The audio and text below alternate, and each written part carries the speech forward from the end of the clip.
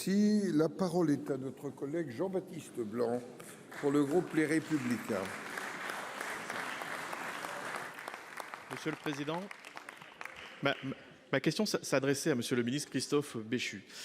Le Sénat s'est livré depuis près d'un an à un travail patient et minutieux de travail et d'écoute et d'expertise du ZAN, cet édifice aux nombreux vices cachés.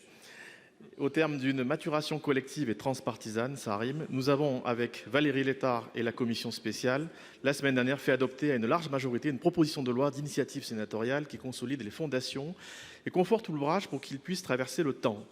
Il faut le répéter face aux mauvais procès qui sont faits à notre texte. Le Sénat n'a pas bouleversé l'architecture du ZAN. Les cibles, les trajectoires sont intactes. Des ajustements, de la souplesse, des outils nouveaux étaient nécessaires pour répondre aux inquiétudes, voire à la colère de certains élus locaux. Nous les avons écoutés et pris au sérieux.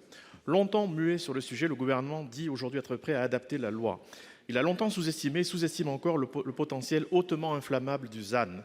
Son approche comptable et recentralisatrice et l'absence d'accompagnement des collectivités face à ces nouvelles obligations inquiètent les élus de tous les départements et ici sur tous les bancs. Nos auditions nous ont convaincus qu'il était impératif d'apporter des réponses législatives à des questions aussi variées que le calendrier, les grands projets, la prise en compte des efforts passés, la garantie rurale, les communes littorales, les bâtiments agricoles. Il fallait éteindre l'incendie. Madame la ministre, le texte que nous avons rédigé et largement adopté est aujourd'hui prêt à être examiné par l'Assemblée nationale. Ma question est simple. Tiendrez-vous votre promesse de poursuivre la discussion sur la base du texte adopté par le Sénat? Quand le texte sera-t-il inscrit à l'Assemblée nationale? Pour vous répondre, la parole est à la ministre déléguée chargée des collectivités territoriales et de la ruralité. Merci Monsieur le Président, Mesdames et Messieurs les sénateurs, Monsieur le sénateur Blanc, Monsieur le rapporteur. Alors vous le savez, quelques mots avant de vous dire oui, mais quelques mots quand même. Vous le savez, chaque année 20 000 hectares d'espaces naturels, agricoles et forestiers sont consommés en moyenne en France.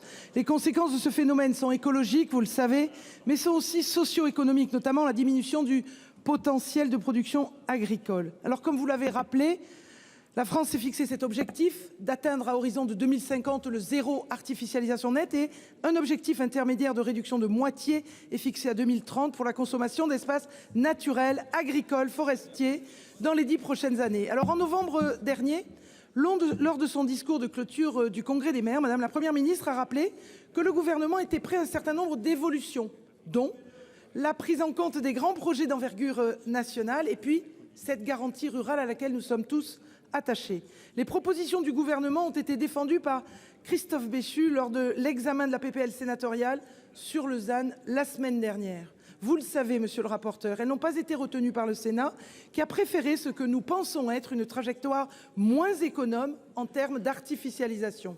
Le gouvernement considère aujourd'hui que le texte du Sénat ne permet pas de respecter la trajectoire ambitieuse de réduction d'artificialisation que nous portons et qui est fixée par la loi climat et résilience. Alors cependant, monsieur le sénateur, monsieur le rapporteur, cette proposition de loi a encore vocation à évoluer dans le cadre de la navette parlementaire. Si l'objectif est de parvenir à un compromis acceptable pour l'ensemble des acteurs, que ce soit les députés, les sénateurs, les associations d'élus locaux ou les associations de défense de l'environnement. Sur ce sujet aussi important pour les Français comme pour les élus locaux, le gouvernement reste très attaché à trouver un compromis acceptable pour tous. Nous allons trouver ensemble ce compromis, monsieur le rapporteur. Monsieur le rapporteur, vous avez la parole. Monsieur le Président, Madame la Ministre, je ne peux pas vous laisser dire que nous sortons de la trajectoire. Nous sommes dans la trajectoire, je le dis et le redis. Madame Létard opine du chef. Voilà. Au contraire, nous pensons que seuls les élus locaux pourront porter la transition écologique et le ZAN. Il faut juste leur donner du temps, des moyens, des outils, de l'ingénierie. Proposons des choses simples et encore une fois, c'est très hautement inflammable. Il faut écouter le Sénat. Et